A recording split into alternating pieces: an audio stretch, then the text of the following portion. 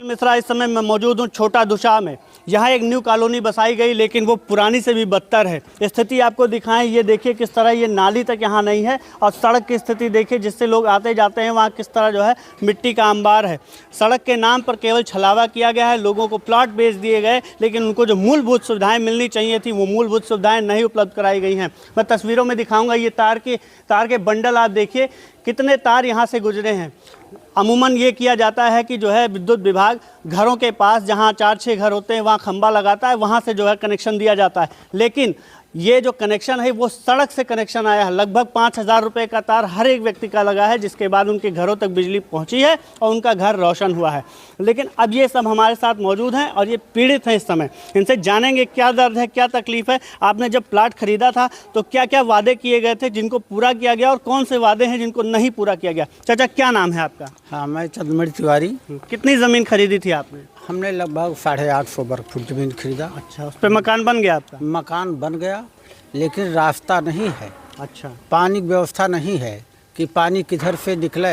हम लोग घर से बाहर निकलें तो कहाँ जाएं, किधर से जाएं। बच्चे नहीं जा सकते स्कूल, ये समस्या है। जब ज़मीन ली थी आपने तो क्या वादा किया गया? उस समय वादा ये किया गया था कि हम नाली और सड़क का व्यवस्था करवाएंगे, लाइट की भी व्यवस्था करवाएंगे, लेकिन कुछ नहीं किया। प्रॉपर्टी डीलर के द्वारा कोई सहयोग नहीं मिला।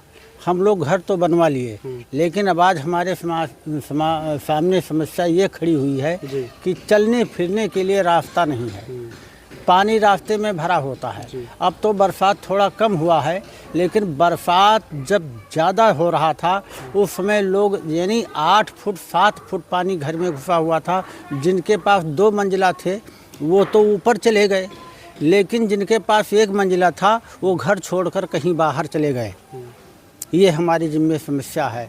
जब पानी की निकास, जब ज़मीन खरीदी थी तब क्या वादा किया गया था? क्या क्या आपको दिया जाएगा, क्या क्या सुविधाएं मुहैया कराई जाएंगी? वो तो उस समय यही वादा हुआ था कि हम नाली और सड़क दोनों का व्यवस्था करवाएंगे, खम्भे लगवाएंगे, बाकी तार खिंचवाना, कनेक्शन देना ये तो बिजली विभाग का काम है। लेकिन हाँ, खम्भा लगवाने के लिए कहा था, 5 खम्भा देने के लिए कहा था। उसके बाद कहा था कि हम सड़क बनवा देंगे और नाली बनवाएंगे, वो मेरी जिम्मेदारी है। क्या रुपये स्क्वायर फीट आपने खरीदा होगा? हमने खरीदा था 600 रुपये स्क्वायर फुट। चलिए और लोगों से बात करते हैं। क्या नाम है भाई? भैया, मेरा नाम नीरज शुक्ला है। सबसे पहले मैं आप लोगों को धन्यवाद देना चाहूँगा कि आप हमारी समस्या को सुनने के लिए वहाँ से बड़े परिश्रम के बाद यहाँ पहुँचे हैं। और जो हमारी मूलभूत समस्याएं हमारी क्या, हमारे पूरे कॉलोनी के और पूरे जो हमारे भाई बंधु हैं, हमारे छोटे बच्चे हैं, सबकी एक ही समस्या है। सबसे बड़ी समस्या नाली की। दूसरी सबसे बड़ी समस्या जो हमारे यहाँ से जहाँ से बिजली की सप्लाई आती है वहाँ पे हर तीसरे दिन आग लग जाता है, जिससे वहाँ पे तार गिर जाते हैं। हमारे छोटे छोटे बच्चे मान लीजिए कहीं भी स्कूल जा रहे हैं, हम लोग भी ड्यूटी चले जाते हैं, बच्चे अकेले पैदल वहाँ से आते हैं उस रास्ते से। मान लीजिए कहीं तार कटा पड़ा है तो हमारे बच्चों के साथ कोई दुर्घटना हो गई तो उसका जिम्मेदार कौन होगा? सबसे बड़ी समस्या तो ये भैया। तीसरी सबसे बड़ी समस्या कि नाली और ये जो रास्ता है रोड, अभी इधर तो थोड़ा बहुत DPRO साहब को रहना था तो थोड़ा बहुत बनवा गए थे। हमने बार बार DPRO साहब को भी सूचित किया, जिला पंचायत अध्यक्ष महोदय को सूचित किया गया, अभी प्रधान जी को बार बार हम लोगों ने सूचित किया। और सबसे बड़ा जो धोखा किया हम लोगों के साथ, हम लोगों के लैंडलॉर्ड ने किया। जब हम लोग प्लाट ले रहे थे उस समय उन्होंने बताया कि आप लोगों को 15 फीट 20 फीट जो भी रोड हम आपको मुहैया कराएंगे, उस रोड को पक्की RCC बनवा के देंगे। लेकिन इधर मतलब घूम के उन्होंने देखा ही नहीं। दूसरी चीज़ नाली के बारे में कहा गया था। प्लाट किसने बेचा था? हमारे जो इमीडिएटर थे वो मुन्ना जी थे, बेल्हा के रहने वाले हैं, और जो प्लाट है वो अजीत सिंह जी का है। अजीत सिंह एडवोकेट? हाँ, अजीत सिंह एडवोकेट जी का है ये। और हम जब प्लाट लिए थे तो हम लोगों के साथ जो वादा हुआ था, ये हुआ था कि पक्की नाली, पक्की रोड, और उसके बाद में 5 खंभे हम आप लोगों को प्रोवाइड कराएंगे। खंभे के नाम पे हम लोगों ने ज़बरदस्ती इधर उधर से हाथ पांव जोड़ के खंभे लगवाए 2-3, और जो बिजली का तार है सब अपने निजी पैसे से, सब 5,000 5,500, हमारा तो 7,500 रुपये लगा था, क्योंकि उस समय किसी का तार नहीं था तो तार लटक गए बहुत सारे। तो बहुत सारी मतलब समस्याएं मूलभूत। और लोगों से बात करते हैं। भाई साहब, क्या नाम है आपका? उमाशंकर गुप्ता। सर, मेरा क्या तकलीफ है आपको? सर, तकलीफ जो सारे लोगों ने बताई वही तकलीफ है।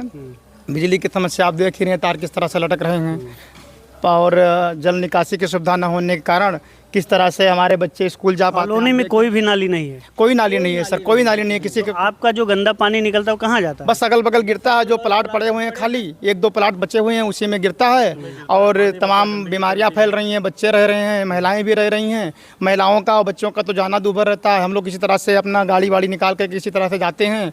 हम लोग तो ड्यूटी वाले आदमी हैं, सुबह चले जाते हैं फिर शाम को आते हैं। अब बच्चे स्कूल जाना होता है तो गाड़ी वहीं वैन वहीं रुकती है, और फिर बच्चे यहाँ से पैदल जाते हैं। कई बार तो चोट भी खाते हैं, और पानी भरा रहता है तब स्कूल नहीं जा पाते हैं। अभी थोड़ी सी बारिश हो जाए जंगे भर तक पानी आ बाढ़ की स्थिति कैसी रही यहाँ? अरे बाढ़ की तो स्थिति छोड़ दीजिए, बाढ़ में तो कम से कम एक मंजिले से नीचे नहीं 7-8 फुट तक पानी भरा रहता था। कहाँ कहाँ शिकायत की आपने? शिकायत सर हम लोगों ने DPRO साहब यहीं रहते थे हमारे पास में, सभी कॉलोनी वासी मिल करके उनको एप्लीकेशन भी दिए, और उन्होंने अनापत्ति प्रमाण पत्र मांगा। हम लोगों ने अनापत्ति प्रमाण पत्र भी दिया कि अगर नाली बनाने में कोई दिक्कत आती है तो हम लोगों का जो आगे रैंप वगैरह, हाँ रैंप बैक वाली ज़मीन, हाँ तो आप एक्वायर करके बना लीजिए। लेकिन उन्होंने कोई ध्यान नहीं दिया। प्रधान से भी हम लोगों ने कई बार कहा, और फिर हम लोगों ने जन सुनवाई केंद्र मुख्यमंत्री पोर्टल पर भी जो है अभियान। अभी कौन है आपका प्रधान?